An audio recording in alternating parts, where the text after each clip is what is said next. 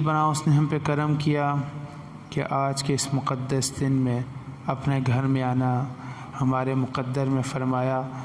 اللہ کے حضور دعا ہے اللہ ہمارا مل بیٹھنا اپنی برگاہ میں قبول و منظور فرمائے۔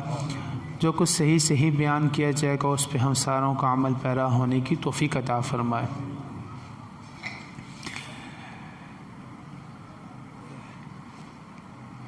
اب سب جانتے ہیں کہ فلسطین میں غزہ والوں کے ساتھ جو وحشیانہ سلوک کیا جا رہا ہے یہودیوں کی طرف سے۔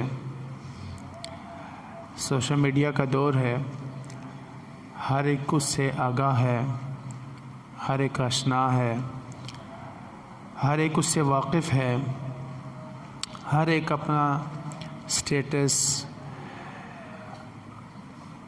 جو ان کے ساتھ ظلم ہو رہا ہے جو آپ کر سکتے ہیں۔ ہر مسلمان اس وقت پریشان ہے اور دکھا ہوا ہے، اور یہ ایمان کا تقاضا بھی یہی ہے کہ آقا کریم صلی اللہ علیہ وسلم کا فرمان علی شان ہے کہ مسلمان ایک جسم کی مانند ہیں، اگر جسم کے ایک حصے کو تکلیف ہو تو دوسرا حصہ بھی اس تکلیف کو محسوس کرتا ہے۔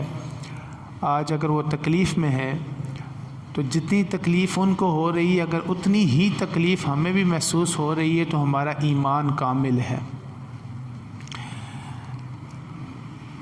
وہ ارض مقدس جس کو فلسطین بلاد شام کہا جاتا ہے، وہ خطہ بڑا مقدس خطہ ہے۔ وہ خطہ ایسا خطہ ہے جس خطے نے بے شمار انبیاء کرام علیہم السلام کی زیارت کی۔ اس زمین نے بہت سارے انبیاء کرام علیہم السلام کی قدم بوسی کی۔ جب بہت سارے انبیاء وہاں پر رہے تو اس خطے نے، اس زمین کے ٹکڑے نے ان انبیاء کی زیارت کی۔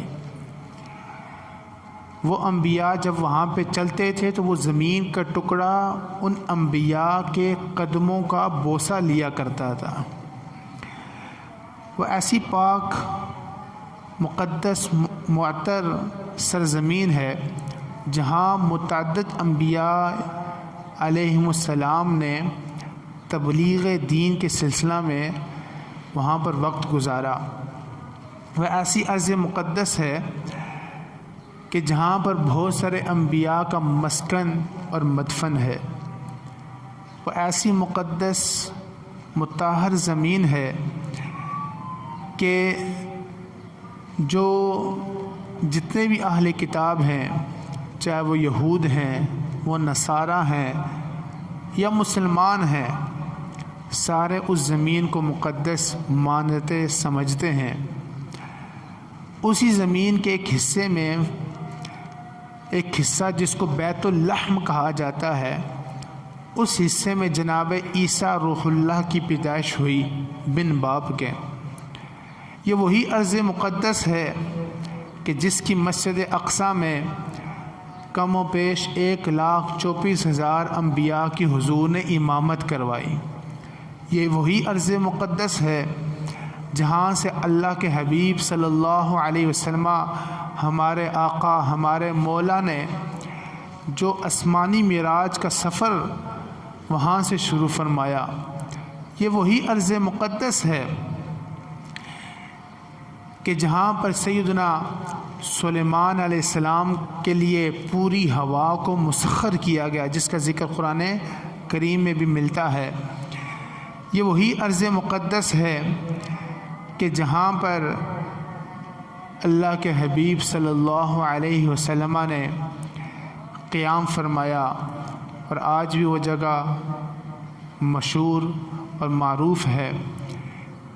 اس ارض مقدس کو جناب سیدنا عمر فاروق رضی اللہ تعالی عنہ نے فتح فرمایا تھا، اور بعد میں کچھ عرصہ کے بعد وہاں پر عیسائیوں کا تسلط ہوا اور پھر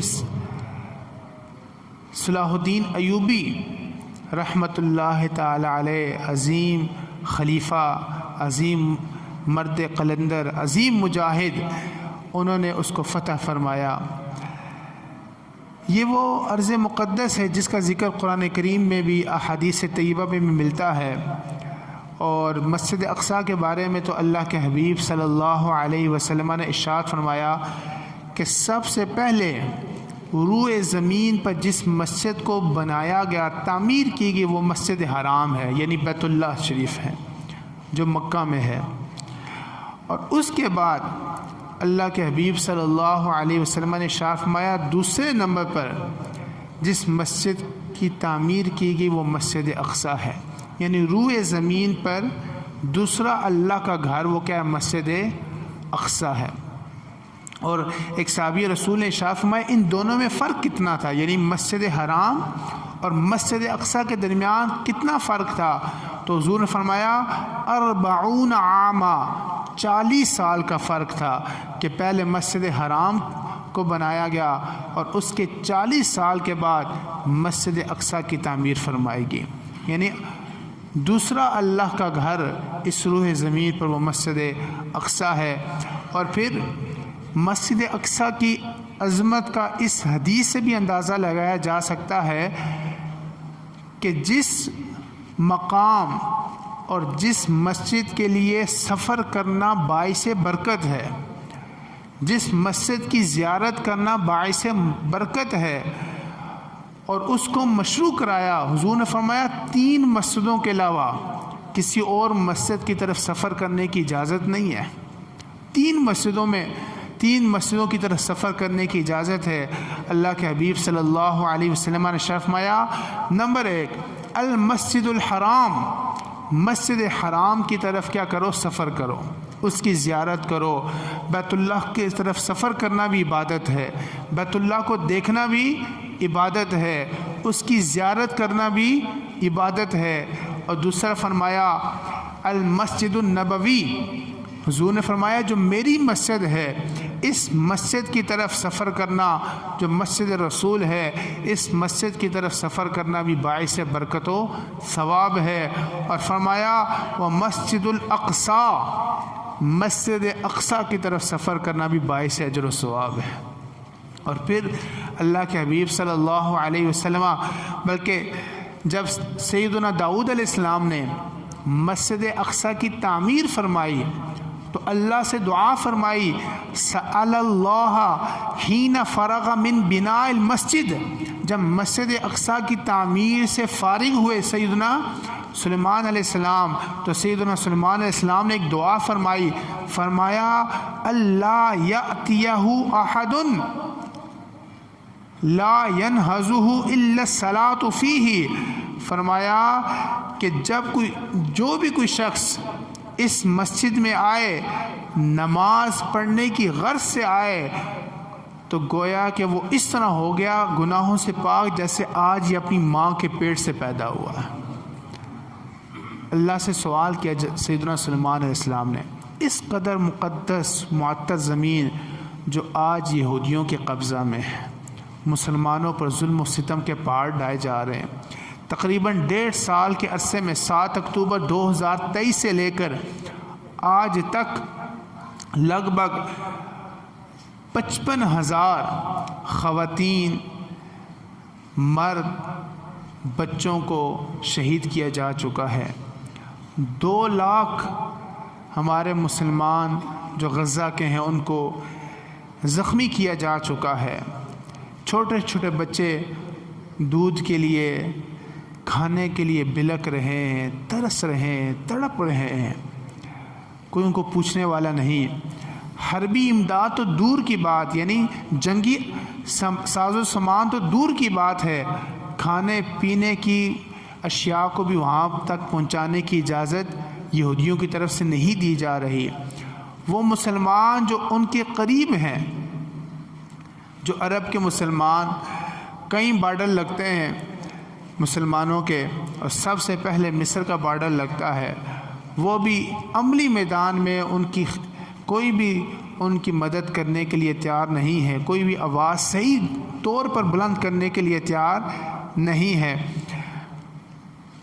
اس وقت ضرورت ہے ہم عملی میدان میں ان کے ساتھ کیا کریں، کھڑے ہوں، اور اشد ضرورت ہے، نہیں تو گریٹر جو اسرائیل کا خواب ہے، گریٹر اسرائیل بنانے کا، اس کا جو پلان یہ ہے جس پر وہ پچھلی 1 صدی سے کام کر رہا ہے، کام تو بڑے عرصے سے کرے لیکن پچھلی 1 صدی سے جس پر بڑی تیزی کے ساتھ کام کر رہا ہے گریٹر اسرائیل بنانے کے لیے، پچھلی 1 صدی سے وہ کام کر رہا ہے، اس کا منصوبہ پلان یہ ہے کہ اس خطے کو قبضہ کر کے غزہ سے مسلمانوں کو نکال کر، اور آپ دیکھتے ہیں کہ ڈونلڈ ٹرمپ نے بھی ایک دفعہ دھمکی دے چکا ہے اور غزہ کے مسلمانوں کو ترغیب دے رہا ہے کہ اس خطے سے نکل لیا جائے۔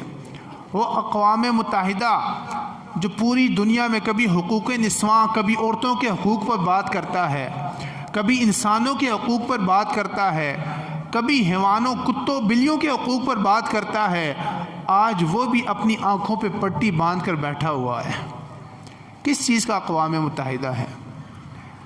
گریٹر اسرائیل جو یہودیوں کا خواب ہے، پلان ہے کہ ہم اس خطے پر یہودیت کو تسلط کریں گے، یہودیت کا غلبہ ہوگا، اور پھر یہاں سے آگے عرب ممالک کی طرف بڑھیں گے، اور عرب ممالک سے جا کر پھر مکہ اور مدینہ کو بھی فتح کرنے کا ان کا منصوبہ ہے، اور باقاعدہ اس طرح کے ان کے نقشے ملتے ہیں جس نقشے پر ایسا ان کا منصوبہ پلان ہے کہ ہم نے اس زمین کو بھی اپنے قبضے میں، وہ صرف اس کا پلان غزہ کو قبضہ کرنا نہیں ہے، اس کا منصوبہ یہ ہے کہ پوری دنیا پر یہودیت کا تسلط ہو، یہودیت کا غلبہ ہو، معاشی طور پر، ذہنی طور پر، اور انٹرنیٹ کے ذریعے اس وقت پوری دنیا پر یہودیت کا تسلط ہو چکا ہے۔ ہمارا بچہ ان کے قبضے میں ہے، ماں باپ سامنے بیٹھے ہوتے ہیں، ماں باپ کے قبضے میں نہیں ہے، ہمارا دودھ پیتا بچہ بھی اس نے اپنے قبضے میں کر لیا ہے کسی نہ کسی صورت میں۔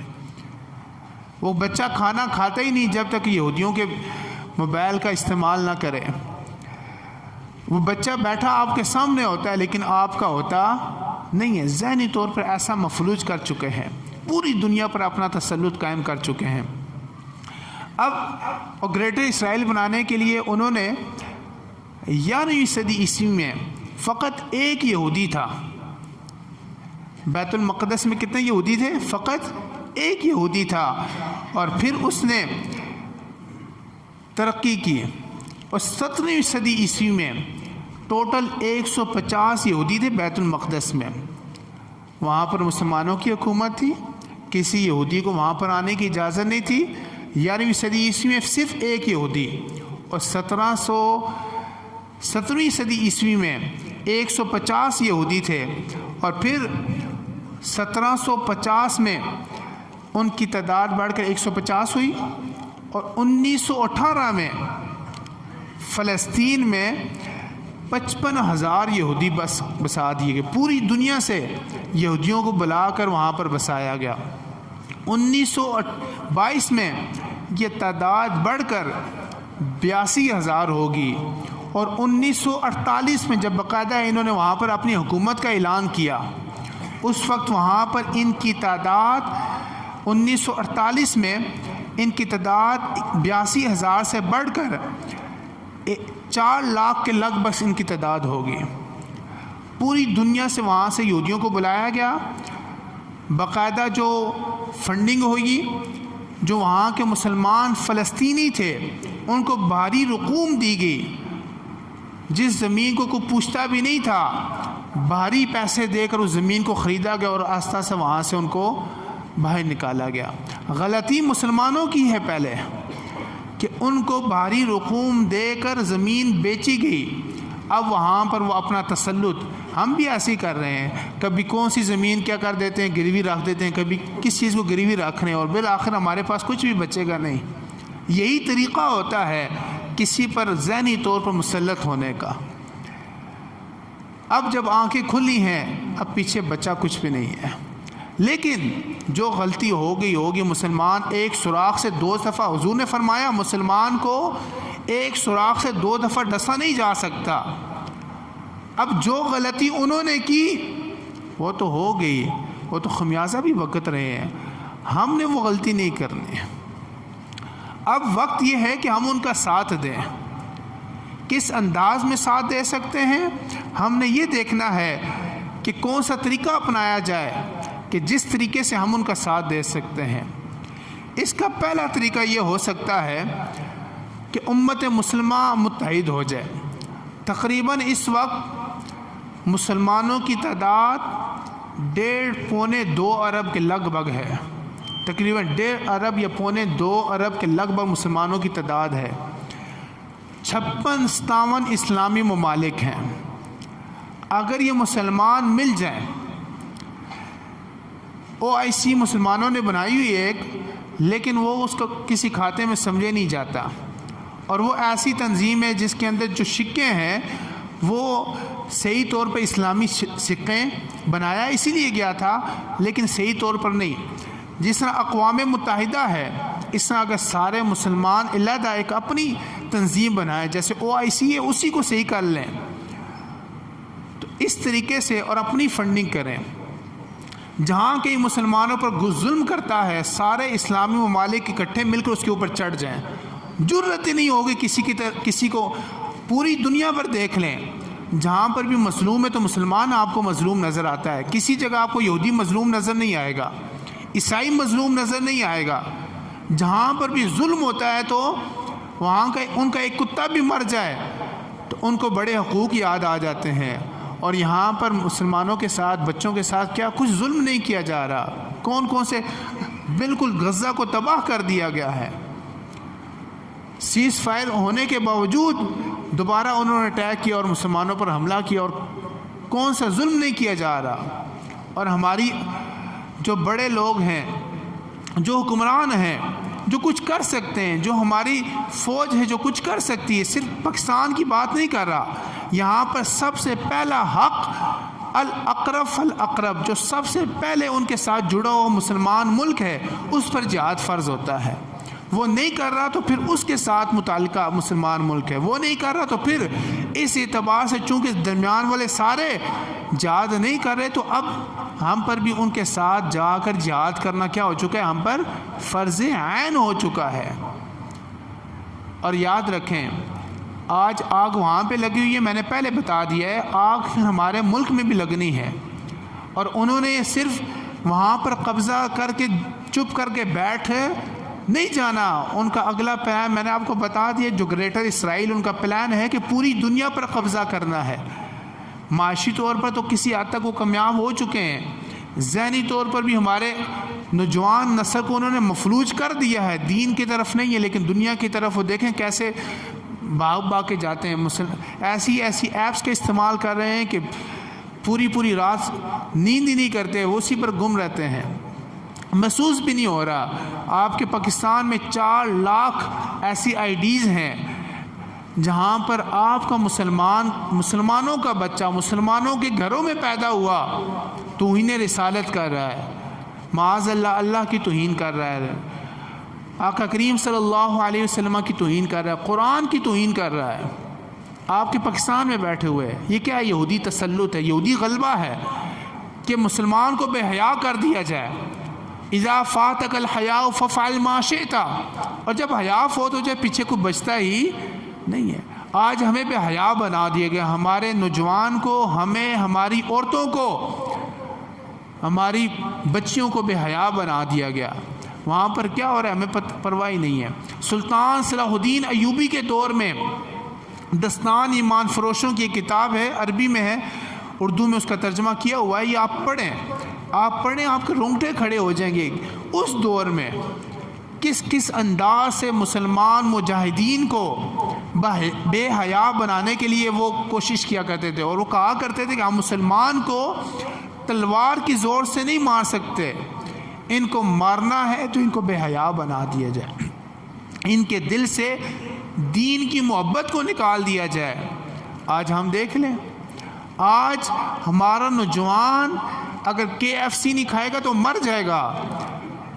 مسجد میں آنے پر اس کو موت پڑتی ہے، لیکن KFC کھائے گا. ہر روز اس نے وہ فاسٹ فوڈ لازمی کھانا ہے. یہودیوں کا فاسٹ فوڈ ہم نے لازمی استعمال کرنا ہے، ہم نے لیز لازمی کھانے ہیں، ہم نے کوک لازمی پینی ہے. جو بھی ان کی پروڈکٹ ہے جو ہمیں بے حیا بناتی ہے، یہ فاسٹ فوڈ ہمیں بے حیا بناتا ہے. یہ جتنی بھی جو سافٹ ڈرنکس ہیں ہمیں کیا بناتی ہے؟ ہمارے اندر سے مردانگی ختم کرتی ہے، جو اصل مردانگی تھی، جس کی وجہ سے ہم جذبہ جہاد سے لبریز تھے.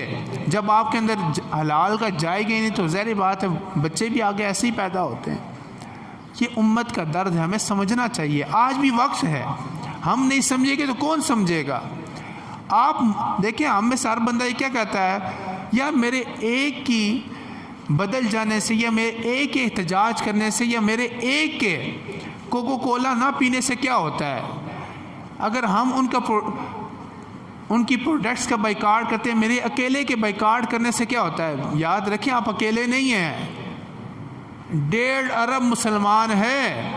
اگر 1.5 ارب مسلمان ان کی پروڈکٹس کا بائیکاٹ کرتے آج وہ روڈ پر آ جائے، یہ ان کی بدماشی ساری نکل جائے. ہم یہ تو کر سکتے ہیں، چلیں ہم وہاں پر جا کر جہاد نہیں کر سکتے، ہم یہ تو کر سکتے ہیں کہ ہم ان کی پروڈکٹس کا بائیکاٹ کر دیں. ہماری دکان والے ہیں ان کی پروڈکٹس خریدیں ہی نہ، صرف آج کے لیے نہیں، یہ نہیں کہ تھوڑی دیر کے لیے وہ جنگ بندی کر دیں اور ہم کیا کر دیں، ہم وقتی مسلمان بنتے ہیں اور کچھ تھوڑے عرصے کے بعد ہم سب کچھ بھول جاتے ہیں. ہم بھول جاتے ہیں کہ ان پر کون کون سا ظلم ہوا ہے. وہاں پر ایک چھوٹا سا بچہ، وہ ویڈیو میں آیا، چھوٹا سا بچہ ہے، اس کے اوپر دیوار گرنے لگی اور چھت گرنے لگا تو ایک کتے نے اس کو اٹھا کر سائڈ پہ کر دیا. ہم دیکھ لیں ہم کہاں پہ کھڑے ہوئے ہیں.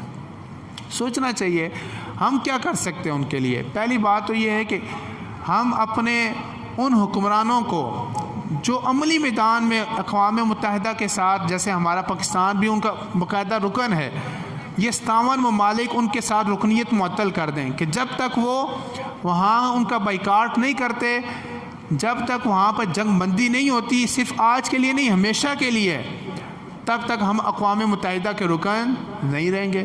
57 ملک ساتھ ہو جاتے، پیچھے اقوام متحدہ کے پاس رہے گا کیا؟ کچھ بھی نہیں رہتا. ہمارے وہ مسلمان ملک جنہوں نے اسرائیل کو باقاعدہ تسلیم کیا ہوا ہے، صرف پاکستان نے نہیں باقی ساروں نے تسلیم کیا ہوا ہے، دبئی نے تسلیم کیا ہوا ہے، دوسرے ملکوں نے تسلیم کیا ہوا ہے، پورے عرب نے تسلیم کیا ہوا ہے. وہ وہاں کے جتنے سفیر اسرائیل کے ہیں ان کو واپس بھیجے اور وہاں پر جو اپنے سفیر ہیں ان کو واپس بلا لیں. یہ بھی ایک طریقہ ہو سکتا ہے. صرف ہمارے سوشل میڈیا پر ان کے خلاف بیان دینے سے کچھ بھی نہیں ہوتا. ہم عملی میدان میں یہ کر سکتے ہیں، اپنے حکمرانوں کو غیرت دلا سکتے ہیں. آج بھی بہت ساری جگہ پر احتجاج ہوگا، آپ اس احتجاج میں ہم اپنے حصے کی جمع تو جلائیں. یہ مت سوچیں کہ ہمارے ایک سے کرنے سے. آج یہاں پر تہیہ کر لیں، جتنی بھی اسرائیلی پروڈکٹس ہیں ہم اس کا استعمال نہیں کریں گے، پکا تہیہ کر لیں. کوئی مجبوری بھی ہو جائے، چاہے صرف ہے 2 نمبر صرف استعمال کر لیں، کوئی مسئلہ نہیں ہے. کہتے ہیں جی 1 نمبر چیز پاکستانی ملتی نہیں ہے، آپ 2 نمبر استعمال کر لیں. کم از کم 1 نمبر استعمال کر کے اپنے مسلمان بھائیوں کا خون تو نہ بہائے نا. 2 نمبر کر لیں. چلے ہمارے پاکستانی کو بھی غیرت کرنی چاہیے، 1 نمبر چیز بنائے، چلے 2 نمبر ہی کر لیں. صرف 2 نمبر ہی استعمال کر لیں. صابن 2 نمبر ہی استعمال کر لیں. شیمپو 2 نمبر ہی استعمال کر لیں. کون سا 1 نمبر استعمال کر کے آپ کوئی حور پری بن جاتے ہیں، بہت سونے ہو جاتے ہیں. کون سا لیز کا استعمال کر کے آپ کو پہلوان بن جاتے ہیں. آپ پاکستانی کوئی چیز استعمال کر لیں. اور لیز کے بغیر بھی گزارا ہو سکتا ہے، سافٹ ڈرنک کے بغیر بھی ہمارا گزارا ہو سکتا ہے، چاکلیٹ کے بغیر بھی گزارا ہو سکتا ہے. ان کی جتنی بھی پروڈکٹس ہیں وہ ساری وہ ہیں جو عیاشی والی ہیں. ہم عیاشی کے بغیر نہیں رہ سکتے ہیں، بالکل رہ سکتے ہیں. آج تہیہ کر لیں، ہم نے اپنے مسلمان بھائیوں کو جو شہید کر رہے ہیں، ان کا خون بہا رہے ہیں، کچھ بھی ہو جائے. دیکھیں نا بھائی، اگر ایک دکان والا ہے، مثال دے رہا ہوں، ایک دکان والا ہے، اس نے آپ کے ابو کے ساتھ بدتمیزی کی، آپ کے ابو کو گالی دی، آپ کے ابو نے آگے گھر بتایا کہ فلاں دکان والے میرے ساتھ بڑی بدتمیزی کی تھی. آپ جائیں گے، اس کے ساتھ لڑائی بھی کریں گے اور آئندہ اپنے بچوں کو بھی کہہ جائیں کچھ بھی ہو جائے اس سے دوبارہ چیز کریں گے نہیں کریں گے. صرف ابو کے ساتھ بدتمیزی کی. کوئی دکاندار بدتمیز ہونا تو آپ کی کوشش ہوتی ہے کہ میں اس کے پاس نہ جاؤں، بڑی بدتمیزی کرتا ہے. اور وہ دکاندار جو ہمارے بچوں کا خون بہا رہے ہیں، مسلمان کا بھائی ہے کہ نہیں ہے؟ حضور نے کیا فرمایا؟ پوری دنیا کے مسلمان ایک جسم کی مانند ہے، اگر ایک حصے کو تکلیف ہوتی ہے تو دوسرا حصہ بھی اس کو برداشت کرتا ہے، محسوس کرتا ہے۔ ایسا نہیں ہوتا کہ ہماری داڑھ میں درد ہو اور آنکھیں سو جائیں، نیند نہیں آتی، کیوں؟ درد ہے ادھر۔ اگر وہاں غزہ کے مسلمانوں پر ظلم ہو رہا ہے، وہ تکلیف میں ہے، وہ تکلیف ہمیں بھی کیا ہونی چاہیے؟ محسوس ہونی چاہیے۔ ہم جا کر ان کی مدد کم از کم نہیں کر سکتے، کم از کم یہ تو کریں کہ جو ان کو مار رہے ہیں، ان کو شہید کر رہے ہیں، ان کا خون بہا رہے ہیں، ان پر پابندیاں لگائی ہوئی ہیں، وہاں تک خوراک نہیں پہنچنے دے رہے، ہم ان کا معاشی بائیکاٹ تو کر سکتے ہیں نا، یہ تو ہم کر سکتے ہیں، یہ ہمارے اختیار میں ہے۔ اور اس کے بعد اگلا مرحلہ اپنے جو حکمران ہیں، اور کوشش کریں بھائی آئندہ ووٹیں آئیں گی نا تو کم از کم ایسے اپنے حکمران بنائیں جن کے دل میں اسلام کا درد ہو۔ کم از کم اگر کوئی اسلام کا صلاح الدین ایوبی کا کوئی جانشین ہوتا تو مجال ہے کہ وہاں پر کوئی ایک مسلمان کو بھی، عمر فاروق رضی اللہ تعالیٰ نے کیا کہا تھا، اگر کسی خطے میں اگر ایک کتا یا ایک بکری پھسل کے مر گئی تو اس کا بھی حساب عمر سے ہوگا۔ اگر کوئی حقیقی مرد قلندر ہمارا حکمران ہوتا تو آج یہ وقت ہمیں دیکھنے کو نہ ملتا۔ تو کم از کم ہم یہ کر سکتے ہیں کہ آئندہ ووٹوں میں کم از کم، کوئی نہیں نظر آتا نہ دیں ووٹ، لیکن کم از کم ان جو حقیقی مسلمان ہو اس کو ووٹ دیں۔ کل قیامت والے دن اس کے بارے میں ہم سے پوچھ ہوگا، اور وقتی ہم کم از کم ان کو غیرت دلا سکتے ہیں احتجاج کر کے، کچھ خدا کا خوف کرو، اور ہمارے مسلمان بھائیوں کے لیے کوئی آواز تو اٹھا دو، کوئی ایک بیان تو دے دو۔ مجال ہے کہ ایک بیان بھی کسی کا آیا ہو اسرائیل کے خلاف، اور اپنے ان مسلمان بھائیوں کے حق میں کوئی آواز کسی نے اٹھائی ہو، بیان بھی نہیں آ رہا۔ بڑے بڑے مرکز ہیں، چاہے مکہ ہے، مدینہ ہے، عرب ہے، یا کوئی ملک ہے، کوئی آواز نہیں اٹھا رہا۔ آواز اٹھانے پہ حضور نے فرمایا کہ جب مسلمانوں میں میری امتیوں کو دیکھو کہ ظالم کو ظالم نہیں کہہ رہے تو عنقریب ان پر وبال آئے گا۔ حضور نے فرمایا تھا ایک دور آئے گا کہ مسلمانوں کو مارا جائے گا۔ حضور نے فرمایا کہ مسلمان تعداد میں کم ہوں گے، نہیں، حضور نے فرمایا تعداد میں بہت زیادہ ہوں گے، لیکن ان کی وقت سمندر کی جھاگ جیسی ہوگی، اور ان کے دل میں وہن ڈال دیا جائے گا۔ صحابہ نے پوچھا وہن کیا ہے؟ فرمایا دنیا کی محبت آ جائے گی ان کے دل میں، اور آج ہمارے دل میں دنیا کی محبت آ چکی، جس کی وجہ سے کفار پر جو ہمارا رعب تھا وہ رعب ہمارا ختم ہو چکا ہے۔ قرآنی آیات بتاتی ہیں، حضور نے فرمایا، اللہ فرماتا ہے وَمَا لَكُمْ لَا تُقَاتِلُونَ فِي سَبِيلِ اللَّهِ، تمہیں کیا ہو گیا ہے کہ لا تقاتلون فی سبیل اللہ، تم اللہ کی راہ میں جہاد نہیں کرتے۔ والمستضعفین من الرجال والنساء والولدان، جبکہ کمزور مرد، کمزور عورتیں، بچے دعائیں کر رہے ہیں ربنا اخرجنا من هذه القریہ، اے ہمارے رب ہمیں اس بستی سے نکال دے، ظالموں کی اس بستی سے نکال دے، وَاجْعَلْ لَنَا مِن لَدُنْكَ وَلِيًّا، اور ہمیں اپنی طرف سے کوئی مددگار ہمارے لیے پیدا کر۔ قرآن میں واضح طور پر جہاد کرنے کا حکم آیا کہ جب کسی علاقے میں، کسی بستی میں وہاں کے کمزور لوگ مدد کے لیے پکار رہے ہوں، وَمَا لَكُمْ، تمہیں کیا ہو گیا کہ لا تقاتلون فی سبیل اللہ، اللہ کی راہ میں جہاد نہیں کرتے۔ الذین آمنوا یقاتلون فی سبیل اللہ، جو ایمان والے وہ اللہ کی راہ میں جہاد کرتے ہیں۔ والذین کفروا، اور جو کافر ہیں، یقاتلون فی سبیل الطاغوت، وہ شیطانی راہ میں جہاد کرتے ہیں، وہ شیطانی راستے کے ہو کر لڑ رہے ہیں، اور ہم اللہ کی راہ میں جہاد کرنے سے ڈرتے ہیں، موت سے ڈرتے ہیں۔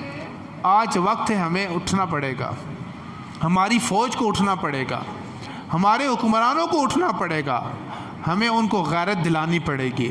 اور ہم اپنے تک کیا کر سکتے ہیں کہ کم از کم ہم جو اسرائیلی پروڈکٹس ہیں، جو یورپی پروڈکٹس ہیں، جو باہر کی جتنی بھی پروڈکٹس ہیں، ہم ان کو استعمال کرنا کیا کر دیں، چھوڑ دیں، ان کے بغیر بھی ہمارا گزارا ہوگا اور بڑا احسن اندازہ ہوگا۔